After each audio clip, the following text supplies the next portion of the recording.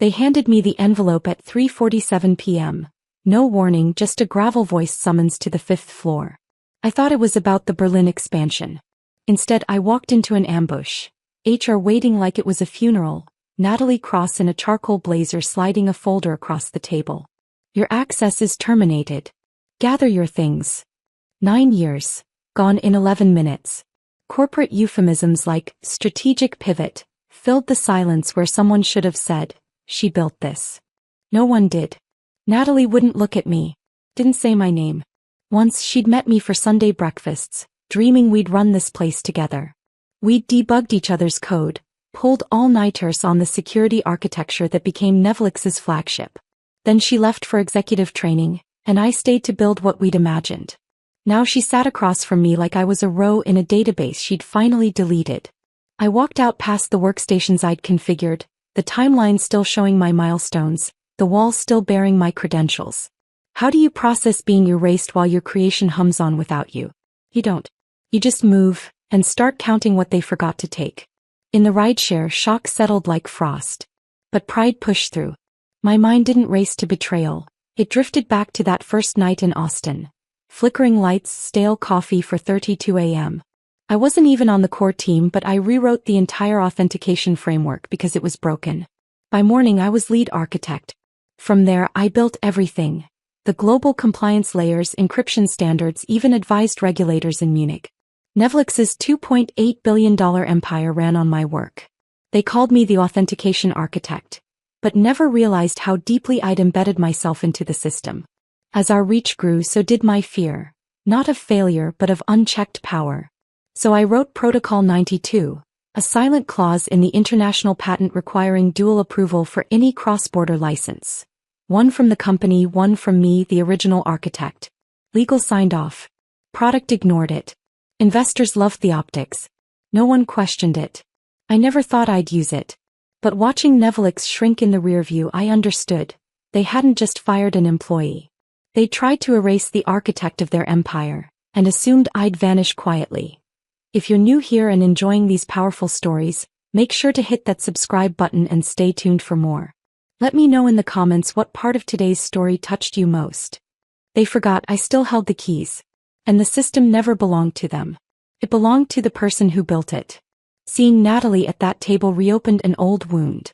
7 years ago she was just another engineer, laughing mid-sentence, scribbling logic trees in notebook margins. We connected over midnight coding sessions, takeout dinners, a shared vision. She dreamed of leadership. I believed in integrity. Looking backward, maybe that should have revealed everything. But I cared for her in the steady, quiet manner people care when they still believe work and relationships can coexist without consuming each other. She used to call me the foundation, said I kept her grounded when her ambitions accelerated beyond her capacity. But eventually that became the issue. You don't dream big enough, Stella, she once told me, pacing through my apartment, gesturing wildly like the space couldn't contain her vision. You're too cautious, too methodical. That was the night she informed me she'd been accepted into an executive accelerator program, a fast-track leadership initiative, and she was accepting it. She kissed me once on the temple and left before sunrise. She didn't say goodbye, not properly. I stayed. I continued building. I believed that was the correct choice. Construct carefully, construct correctly. When she returned 18 months later, freshly polished, wearing tailored suits, and speaking a new dialect of corporate strategy and growth metrics, I barely recognized her. She didn't reach out. She didn't even acknowledge me during meetings. I assumed she was simply transformed now, disconnected, a memory pretending it never existed. But after I was terminated, I discovered something. In a public investor presentation from 4 years earlier, the document that had apparently secured Netflix Dynamic Series C funding and ultimately elevated Natalie to COO, I saw a slide titled, Unified Authentication Security, the Future of Financial AI Compliance. And beneath it, the exact architecture I'd proposed in an internal research document, a document I had only shared with 2 people. Natalie was one of them. I stared at that slide for hours, pulse hammering like I'd been physically struck. I remembered the late nights developing it. The phrasing I used, the diagrams, even the case studies were identical. She hadn't just moved forward. She had exploited me, leveraged my work to secure credibility, capital, and eventually the position she now wielded to dismiss me. It wasn't just betrayal. It was theft. And the worst part, it succeeded. I wish I could say I cried. That I screamed. That I destroyed something. But I didn't. I sat completely motionless, feeling something inside me fracture with eerie silence, like an ancient bridge collapsing under invisible weight, not suddenly but inevitably. I had loved someone who viewed me as a resource, who confused my discipline for limitation, who mistook my loyalty for weakness. And now she occupied a glass office 4 floors above where I once stood, terminating the woman whose vision had financed her entire ascent. There's a specific kind of pain that comes from watching someone rise using the framework you constructed, only to dismantle yours when you attempt to ascend. I wasn't finished hurting. Not yet. But I knew one thing with absolute certainty. She believed she'd written my conclusion. What she didn't realize was that I had already drafted the next chapter. Looking backward, the trap wasn't set the day they terminated me. It was set 7 months earlier. The moment Natalie sent me that document, a single PDF attachment in an email so casual it almost bypassed my defenses. Hey Stella. Legal's conducting a cleanup of legacy IP filings. Just procedural. Mind providing this a quick signature when you have a moment? The tone was calculated. No urgency, no warning signals, just another administrative update. Like hundreds I'd processed over the years. Most engineers would have opened it, scanned the opening page and signed immediately. But I wasn't most engineers, and I knew Natalie too intimately, especially after what transpired between us. So I did what I always do when something feels too effortless. I printed it, sat down with a highlighter and examined every single line. Initially it appeared harmless. A reorganization of Nevelix Dynamics intellectual property holdings. But on page 9, buried within a paragraph under international licensing provisions, I identified the alteration. They'd replaced the dual verification protocol, my protocol, with a new clause that consolidated all global licensing authority under corporate executive control. No secondary approvals, no safeguards, no me. It wasn't simply a refiling. It was a power transfer, a silent erasure. And Natalie had transmitted it like it was inconsequential. I could have confronted her. I could have stormed into her office and demanded to understand what she was orchestrating. But I didn't. I knew Natalie. I knew confrontation was what she anticipated, something she could manipulate or dismiss as emotional reaction. Instead I became quiet. I became surgical. I accessed the IP registry portal discreetly, legally. I executed a comprehensive audit on the patent's metadata, licensing trails, jurisdiction by jurisdiction status. Everything appeared accurate except for one detail. The official international licensing protocol, the version registered with the Global Intellectual Property Organization, still listed me as primary licensing authority across 39 countries. They hadn't updated it yet. The only method to finalize the modification was to submit my signature on the international clause override. And that, I never provided them. Instead, I created a duplicate of the document Natalie transmitted. Then I generated a second version, a domestic-only revision, preserving U.S. compliance updates but leaving international protocols untouched. I signed that one. Then I uploaded it to legal with the subject line, Domestic Patent Streamlining Completed. They filed it without inquiry. It was sufficiently similar to the version they'd requested, enough to convince them the task was finished. And I retained the authentic one and signed, offline, timestamped, secure. The following week, a junior legal associate named Olivia stopped me near the elevator. She was new, energetic, still filled with optimism and ambition. "Hey Stella," she said with an enthusiastic smile. "Thanks for processing that IP form so quickly." Natalie was really pleased with it. I smiled politely, nodded once, but internally I archived that moment like a timestamp. The day they believed they erased me. And the day I began preparing for the possibility that they just might attempt it. From that moment forward, I operated differently. I documented everything. I preserved emails. I backed up logs on a private server. I observed Natalie's maneuvers not through confrontation but through code.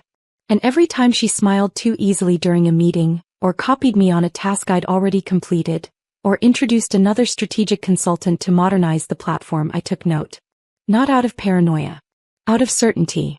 She was constructing the groundwork for something. I didn't know if it would be 6 weeks or 6 months, but I knew it was approaching. And when it arrived, when the blade finally descended, I wanted to ensure I still controlled the only signature that mattered. The one I never used. The one they forgot I still possessed. The first time I encountered her, she was standing before the whiteboard in Development Lab 4, sketching the exact same authentication workflow I designed 4 years prior, with only half the precision and none of the authorship. A badge on her lapel read, Isabella Kane, Systems Architect 2. She couldn't have been older than 28. Bright, enthusiastic, fresh from Carnegie Mellon, with that wide-eyed expression of someone who still believed every company meeting mattered and every tech executive possessed integrity. But what disturbed me wasn't her confidence. It was the uncanny familiarity. The way she discussed scalability. The way she referenced the modular resilience of the framework. Phrases I originated. Concepts I refined. She didn't simply admire my work. She'd been trained to replicate me. I discovered 2 days later through a departmental email with the subject line, New Leadership Transition for Phase 3. I wasn't included. A colleague discreetly forwarded it to me. Inside was a photograph of Isabella with a description that read, Isabella brings fresh perspective and innovation to our legacy architecture. Under her leadership, Phase 3 will be more adaptive, forward-thinking, and growth-oriented. That final phrase burned. Legacy architecture. That was me. That was my system. That was my identity reduced to a footnote. And the worst part, they didn't terminate me. They reassigned me. We genuinely value your expertise, Stella, Natalie had said, avoiding my gaze in the meeting room 3 floors below her office. We view this as a transition towards strategic leadership, an opportunity for you to mentor the next generation and focus on high-level vision. I was given a new title, Strategic Technical Advisor, Emeritus. A desk near the rear corridor, no team, no active projects, and no access to roadmap meetings. It wasn't a promotion. It was a gradual burial. Initially, I convinced myself it was temporary, a reorganization, a political compromise, something I'd overcome. I appeared daily, answered questions when asked, sat quietly through meetings I used to direct. But then the access began disappearing. Quietly, systematically. I lost entry to the development environment, then the API logs, then version control history. When I mentioned it to IT, they deflected. New compliance protocol. Should be temporary. But I knew better. Then Olivia, the sharp junior associate from legal, sent me a message one evening. Just one sentence. Check the footnotes on Memo 18.7. They modified your clearance tier. My hands trembled as I opened the internal file directory. Memo 18.7 was buried in a shared repository most engineers never accessed. Inside, hidden in the appendix, was a quiet notation. Strategic Technical Advisor role to be classified Tier 3 view only. Phase out of elevated credentials to be completed within 60 days. They hadn't simply replaced me. They were dismantling me line by line, access by access, until I became nothing except a name on a shelf. I stared at the screen for an extended period that night, illuminated only by the blue glow of a system I once commanded. Isabella didn't know. She wasn't the villain. She was simply the latest recruit, the new vessel. But she would never be me. I didn't build Nevillex Dynamics by being theatrical or loud. I built it through discipline, through obsession, through the kind of quiet brilliance that didn't require applause. But now that discipline, that silence was being weaponized to erase me. They assumed if they provided me a dignified title and a comfortable chair in the corner, I'd nod politely and fade away. They didn't realize I had constructed this system not simply with code, but with foresight. With safeguards. With triggers. And somewhere deep inside that code was something only I could activate. Or freeze. Let them believe I was obsolete. Let them assume they'd replaced me. The version of me they thought they'd erased, she was still present. And she was just beginning. Nobody said farewell. There was no departure celebration. No group photograph. No quiet hallway embrace from the people I used to consider my team. I left in silence, just another vacant chair that wouldn't be filled, just another name quietly removed from a channel nobody monitored. It was 7:23 p.m. when I returned to my workstation one final time. The lights had shifted into power-saving mode, casting the entire floor in a pale, spectral hue. It made the space look abandoned. In a sense, perhaps it was. I sat down slowly. My fingers brushed across the edges of the keyboard, the same one I'd worn smooth coding the first prototype of our cross-border authentication tool. My name was still faintly etched into the underside of the monitor stand. I'd carved it there during a night I was too exhausted to think, but too stubborn to surrender. I opened the bottom drawer, extracting the worn black journal I hadn't touched in nearly 3 years.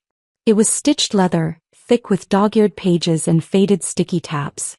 Inside were the building blocks of the empire they now claimed as theirs. Architectures, sketches, cipher protocols, and deep in the center, between 2 taped pages, a single line of code written in red ink. If user_primary equals null, force_evoke equals true, disable_underscore global. It was the core of the fallback protocol. My failsafe. The system had been constructed with the assumption that power could be corrupted, that ownership might transfer without consent. So I'd created a termination switch, a piece of logic buried within the infrastructure that could only be triggered under a very specific set of conditions. Forced revocation without mutual transfer. If those parameters were ever satisfied, all global licensing requests would automatically fail until reauthorized by the original system architect. Me. I hadn't informed anyone. Not even the legal team. I'd logged the logic in a side repository under a benign designation. rs_compliance_backup_view_7. It passed review because nobody ever bothered to open the actual function. I logged into my private backup server from my laptop, still miraculously authenticated on the guest network. I navigated the directories slowly, methodically, almost ceremonially. The deeper I went, the more distant I felt from everything else. Like I was descending into something ancient. Something sacred. And there was. Untouched. Unchanged. Still bound to my biometric confirmation. I executed a diagnostic script, watching the output scroll line by line until I reached the one I was searching for. Primary_deactivation_override. False/secondary_hadis. Active/stella_fields. Revocation_permissions_restricted_originator. In plain language, even if they discovered the switch, they couldn't activate it. Not without me. Not ever. I leaned back in the chair, arms folded across my chest, and stared at the ceiling. A low hum vibrated through the air from the nearby server room. Familiar. Constant. Uncaring. The same hum I used to find comfort in. Now it felt distant. Vanical. I looked around the space. At the old photographs still pinned to my workstation wall. Most of them faded. There was one of me and Natalie back in 2018 standing before a whiteboard covered in annotations, smiling like fools who thought we had time. We were younger then. Hopeful. Naive. I tore the photograph off the wall, folded it in half, then folded it again until her face disappeared.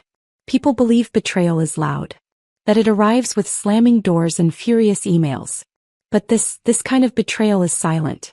It's 1,000 tiny erasures. 1,000 moments where nobody fights for you. Nobody speaks your name.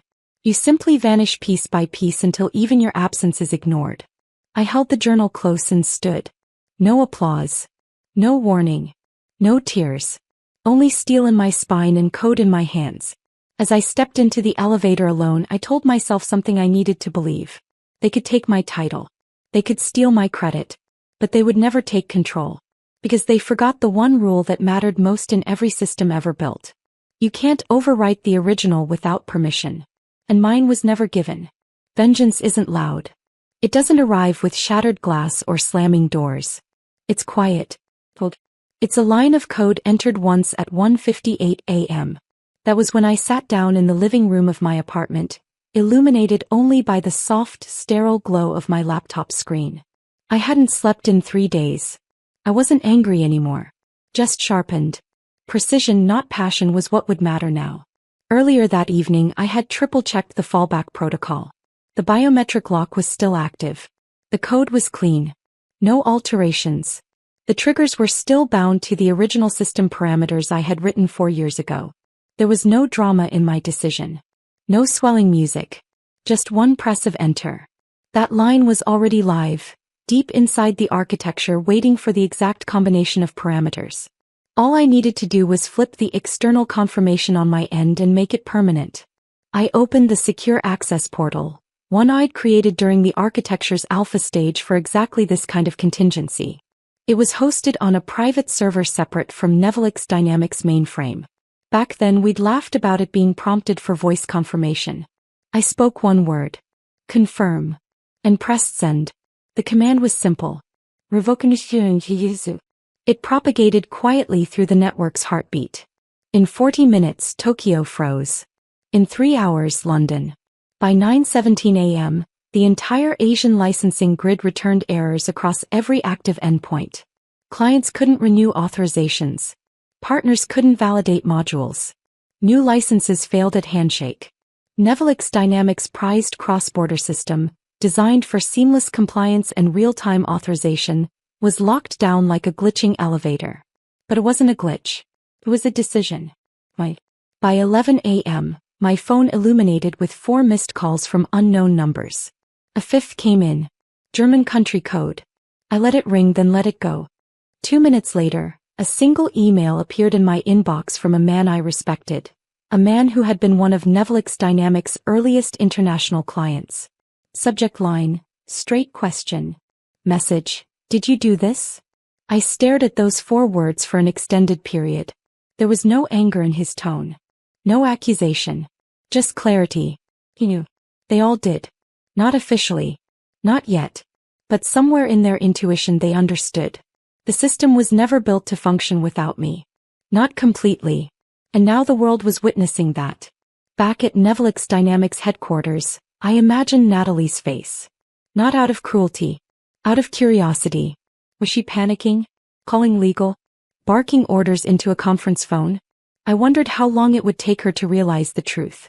That the woman she dismissed as outdated still controlled the most vital artery of the company's global infrastructure. I wondered if she would remember that day in 2019 when I warned her in the quietest voice. Any system built without failsafes will eventually fail safely for someone else. I didn't reply to the email. There was no need. The freeze spoke for itself. In this kind of war, silence is more powerful than any declaration. It doesn't beg for acknowledgement. It forces it. I shut the laptop gently. No drama. No applause. Outside, the city was just waking up. Lights flickered on in the apartment across the street. A delivery truck rumbled down the avenue. Life went on. Calm. Indifferent. But in boardrooms across 4 continents, everything had just stopped. And for the first time in weeks I exhaled. They had erased me from the room. But now the entire world could feel the space I used to fill. There's a particular kind of silence that only comes when the storm isn't over, but already doing its work.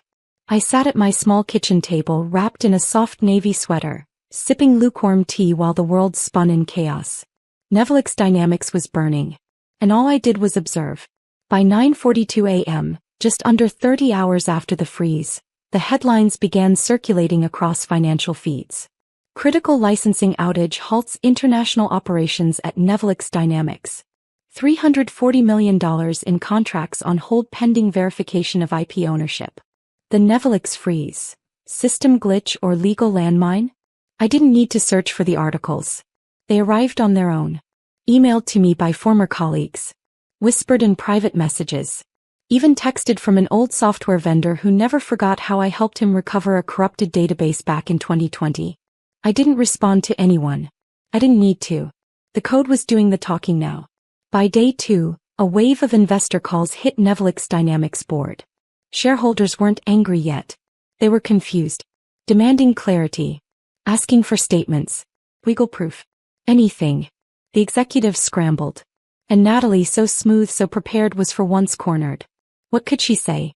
She couldn't reveal that the woman she had terminated still held a legal chokehold on global operations. She couldn't admit they'd failed to obtain secondary authorization before dismissing me. That would cause even more panic. Instead, she called it a temporary back-end misfire. A minor outage. But the market didn't believe her. On day 3, the first domino fell. A $110 million contract with a government-backed financial institution in Sweden was formally withdrawn.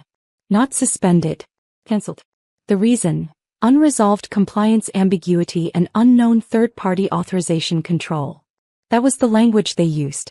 But what they meant was, we don't know who really owns this system. It was enough to make others hesitate. By day 4, the losses reached $620 million. Natalie's carefully built investor circle was unraveling. The woman who once spoke about vision over caution was now fielding calls from people who wanted her resignation. Or at least a sacrificial offering.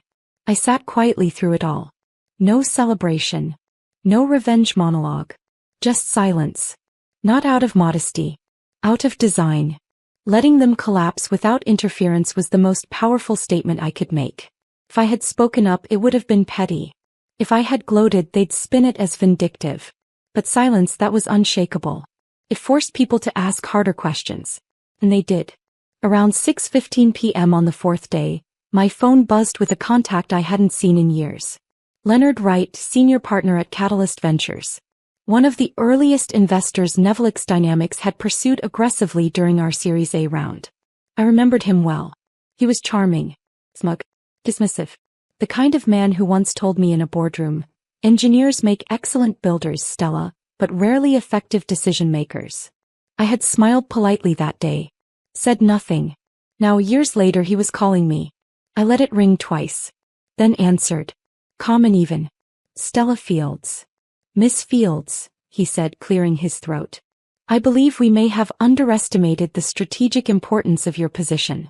I was wondering if you'd be willing to consult, off the record of course, on how to stabilize investor confidence." There was not an apology. Not quite. But close enough. I didn't smile. I didn't gloat. I just leaned back in my chair and stared out the window as dusk crept over the skyline. "I'll think about it," I said. "After all, trust is a fragile thing once it's broken." He paused. Then gave a clipped "understood." And the call ended. I closed my eyes, letting the stillness settle. My heartbeat was calm. Steady. No rage. No adrenaline. Just the quiet knowledge that they had finally realized the truth. I hadn't destroyed Nevelix Dynamics. They had. I simply stopped protecting it. And now they finally understood what happens when you erase the architect and forget who designed the foundation. The call came in at 10:14 a.m. I was sitting in a small coffee shop on the corner of Valencia and 19th. My laptop closed. A paperback novel half-read beside my cup. It was a gray San Francisco morning. Damp. Windless. Indifferent. Exactly the kind of morning where nothing feels urgent unless you're the one drowning. I didn't recognize the number. But I didn't need to. The moment it rang, I knew. I let it go to voicemail twice. On the third attempt, I picked up slowly. Deliberately. Then said nothing. Just let the silence breathe. "Stella." Her voice was different. Hoarse. Slower. I'd heard it confident. Amused. Dismissive. But now it was hesitant. Measured. I didn't answer. "It's Natalie. Look, I know you don't owe me anything. But we, Nevelix Dynamics, we need your help." Still I said nothing. There was a beat of dead air long enough to make her uncomfortable. "We've hit a legal wall," she continued. "International licensing protocols are locked. The compliance team traced it back to the fallback you wrote. Protocol 92. I could hear her shifting in her chair. Papers rustling. Maybe a board member pacing behind her. "We need your signature, Stella. To reauthorize global access. Temporarily. Just until we sort this out." There was the ask. The desperation was thick in her voice now. Like someone pleading for air. And it didn't sound rehearsed. Sounded real. A CEO on the edge of watching her empire unravel. Begging the one person she believed she could erase. I looked out the window at a woman walking her dog across the street. She looked peaceful. Grounded. Completely disconnected from this war playing out in tech headlines and panicked investor calls. When I finally spoke, my voice was quiet. I wanted her to lean in. To feel every word. "I gave you my signature once," I said. "You erased it." She exhaled. Soft and broken. As if she'd hoped that wasn't the line I'd say, but knew it was coming. "Stella, I didn't mean for it to go this way." I cut her off. "You meant for it to go exactly this way. You thought you could cut the architect out of the blueprint and still build the same structure." Another pause. I imagined her sitting in her office. Her once pristine desk cluttered with legal briefs. PR drafts. Unread messages. Her blazer probably draped over the back of the chair. Her hair slightly disheveled from running her hands through it one too many times. "Then what do you want?" she finally asked. Money? Fitty. A new title. That made me laugh. A low, bitter chuckle I hadn't planned. You still think this is about getting something back? I said. It's not. She stayed silent. Good. He was finally learning. What I want, I continued, is for you to sit in that boardroom and explain to your investors how the woman you pushed out without a second thought still holds the key to your survival. And chooses not to turn it. Her voice cracked slightly. This could ruin us. No, Natalie, I replied. Calm and cold. You already did that. I'm just not stopping it. I hung up. No final jab. No dramatic monologue. Just a clean click and the return of soft jazz over the cafe speakers. 12 minutes later, I received an email from HR. Clearly automated and several days too late. As part of our offboarding process, please remember to return all company-issued materials. I smirked and deleted it. They were still trying to close doors that no longer existed. That afternoon, I walked along the Embarcadero, watching sailboats drift like ghosts against the fog. My phone stayed silent. No more calls. No more pleading. And for the first time in weeks I felt nothing. No anger. No triumph. Just a clean, cold clarity. They had asked for my help. I gave them my silence instead. And in that silence they heard everything. Rebirth isn't always loud. Sometimes it doesn't come with champagne, applause, or a glossy launch video with inspirational music. Sometimes it comes with an EIN number, a leased floor in a modest building, and a battered leather journal full of code scribbled in coffee shops and insomnia. Field's authentication systems was officially incorporated at 11:23 a.m. on a Tuesday. No fanfare. Just a digital confirmation and a weight I didn't realize I'd been carrying sliding off my shoulders. It wasn't revenge. It wasn't even about proving something anymore. It was about reclaiming what had always been mine. Ownership. Control. By the time I signed the first contract, the frostbite from the Netflix freeze had turned into full-blown hemorrhaging. A major Asian financial consortium, one that had been with Netflix Dynamics for 8 years, terminated their relationship and contacted me directly. They didn't need theatrics. Just one sentence sealed it. We want to work with the person who built the system, not the ones who gutted it. The contract was worth $230 million over 4 years, covering exclusive licensing access, infrastructure migration, and long-term consultation. I read the final agreement twice before signing. I didn't celebrate. I simply closed the folder, looked out the window of my small new office, and breathed for the first time in what felt like months. The office wasn't much. A 2,500 square foot space above a print shop in the Mission District, with peeling paint in the stairwell and a humming AC unit that clicked every 15 minutes. But it was mine. And slowly it began to fill with life again. First came Priya, my former compliance lead at Netflix Dynamics. Let go during Natalie's so-called efficiency realignment. She showed up with a backpack, a binder of international IP laws and a crooked smile. I always said the heart of that company lived in your protocols, she told me on day one. I'm here to help build the next one. Next came Oliver, a back-end engineer I trained 6 years ago. Quiet, methodical, and criminally underutilized at Netflix Dynamics. Natalie had deemed him non-essential. Oliver walked into my new office with a flash drive, a personal server image, and a small succulent he named Cypher. And finally Zara, my former junior analyst. Barely 27. Fired after she challenged a cost-cutting decision that compromised authentication integrity. She showed up with nothing but questions, fire in her eyes, and the kind of loyalty you only get when someone's seen the worst of the system and still believes in building better. I didn't need to give them titles. They gave themselves purpose. We didn't move fast. We moved right. Our system wasn't just a clone of what I'd built at Netflix Dynamics. It was a reimagining. Smarter. Lighter. More ethical. Every licensing agreement included a human review clause. Every encryption protocol came with an opt-out termination switch for clients. Every line of code was reviewed not just for speed but for integrity. We weren't just building software.